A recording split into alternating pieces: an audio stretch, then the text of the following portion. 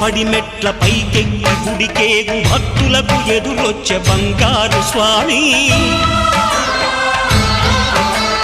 ఇరుముడులు స్పృశించి శుభమనుచు దీవించి జన బృందముల చేరే జగమేలు స్వామి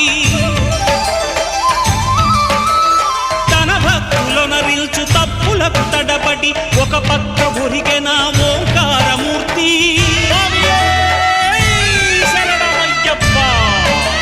స్వాములందరూ తనకు సాయము కాగా ధీమంతుడై లేచే ఆ కన్య స్వామి